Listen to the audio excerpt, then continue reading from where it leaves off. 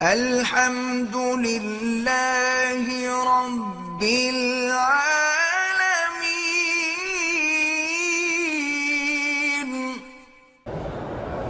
میں سرکاری ملازم ہوں، میرا خامد رات بھر کمپیوٹر پہ قرآن کی تلاوت لگا کے سنتے سنتے سو جاتا ہے، کیا یہ شرعاً جائز ہے؟ جائز تو ہے، لیکن بیوی کے حقوق بھی تو ادا کرے نا۔ یہ تو باقاعدہ واقعہ ہے حدیث میں کہ حضرت ابو الدرداء رضی اللہ تعالی عنہ کے گھر میں بہت بڑے جلیل القدر صحابی ہیں، ان کے گھر میں ایک ان کے ملنے والے دوست آئے، وہ بھی صحابی تھے۔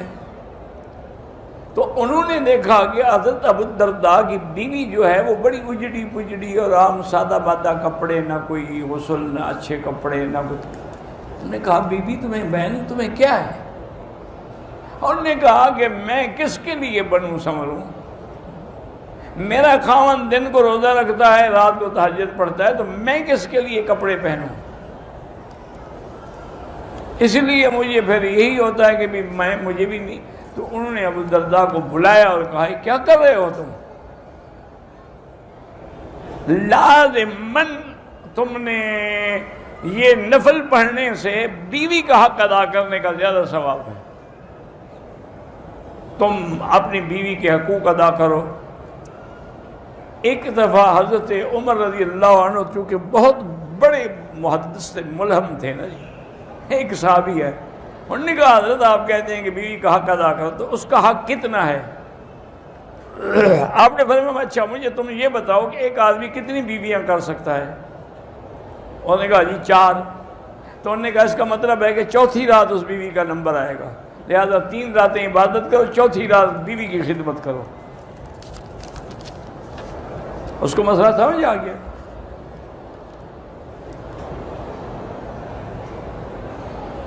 بہرحال ایک عورت نے اپنے خاوند کے حقوق ادا نہیں کیے، اس کے خاوند نے اس کو طلاق دے دی، ٹھیک ہے، اب عورت شوہر کے حقوق ادا نہ کرے، وہ توبہ کرے، استغفار کرے، اور کیا کر سکتی؟ اس نے تو سزا دے دی نا، طلاق ہو گئی، جان چھوٹی۔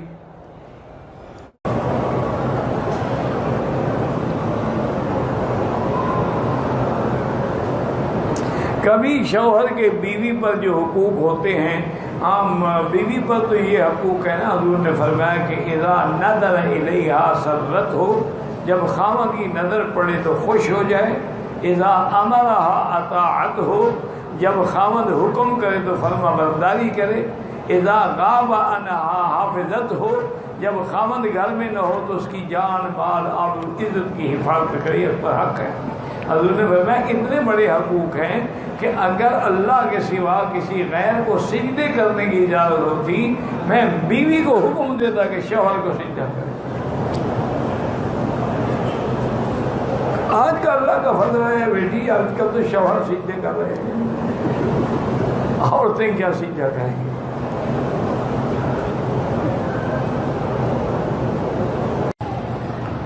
سیدنا امیر المومنین عمر بن الخطاب رضی اللہ تعالی عنہ کے دور میں، آپ کے زمانے خلافت میں ایک عورت آئی۔ اس وقت تو پھر یہی ہوتا تھا نا جی کہ وہی مسجد نبی ہے، وہی عدالت ہے، وہی سپریم کورٹ ہے، وہی ہائی کورٹ ہے، وہی عسکری ہیڈ کوارٹر ہے، وہی سب کچھ، جو کچھ ہے مسجد میں ہوتا تھا۔ اور خلیفۃ المسلمین خود مسجد میں بیٹھتے نماز کے بعد، ہاں بھائی کسی کو کوئی تکلیف ہے؟ ہاں آج تو جی کسی حاکم کو ملنا جو ہے وہ ایسا مشکل ہے، اللہ معاف کرے، کیٹو پہاڑ پہ چڑھنا آسان ہے، کسی افسر کو ملنا مشکل ہے، سوال ہی پیدا نہیں ہوتا۔ انگریزوں نے ایسا پٹی پڑھائی ہے، ایسا سبق پڑھایا ہے کہ ان کو عوام کے ساتھ ملنے ہی نہیں دیتے کہ بھی ان سے فاصلہ رکھو ورنہ تمہارا روز ختم ہو جائے گا۔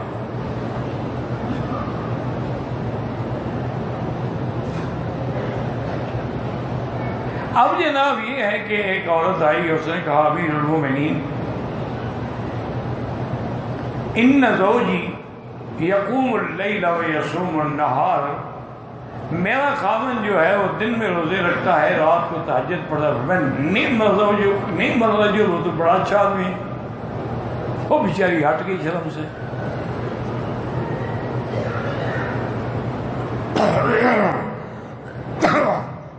حضرت ابن عباس کے ایک روایت میں حضرت کعب بیٹھے تھے، ابی ابن کعب، انہوں نے فرمایا امیر المومنین وہ بیچاری خاوند کی شکایت کرنے آئی تھی، تم نے اس کی فریاد ہی نہیں سنی۔ میرا عجیب آدمی، وہ تعریف کر رہی تھی، تم کہتے ہو شکایت کر رہی تھی۔ اور نے کہا جناب وہ کہہ رہی تھی کہ حضرت صاحب صوفی ہو گئے ہیں، دن میں روزے رکھتے ہیں، رات کو تہجد پڑھتے ہیں، میرے حق کون ادا کرے گا؟ کہنے لگے اچھا یہ بات تھی، میں سمجھا نہیں، ان کو بلا کے فیصلہ بھی تم خود کرو۔ انہوں نے اس کے خاوند کو بلایا اور پوچھا کہ بھائی یہ تمہاری بیوی ہے، اس نے یہ شکایت کی ہے، ٹھیک ہے؟ اس نے کہا حضرت شکایت نہیں ہے، تھوڑی سی زندگی کے دن رہ گئے ہیں، میں کہتا ہوں جتنا ہو سکے اللہ کے عبادت میں گزاروں۔ انہوں نے کہا تو بیوی کے حقوق پھر کون ادا کرے گا؟ طلاق دے دو تاکہ وہ بیچاری کوئی اور شوہر تلاش کرے۔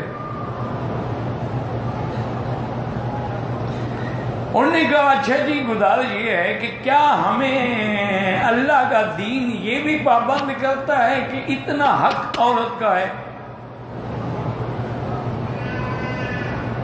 یہی ہے نا کہ حسن سلوک کرو، عاشروہن بالمعروف، یہی ہے نا وَلَهُنَّ مِثْلُ الَّذِي عَلَيْهِنَّ، ان پہ بھی وہی حقوق ہیں جو مردوں کے حقوق ہیں۔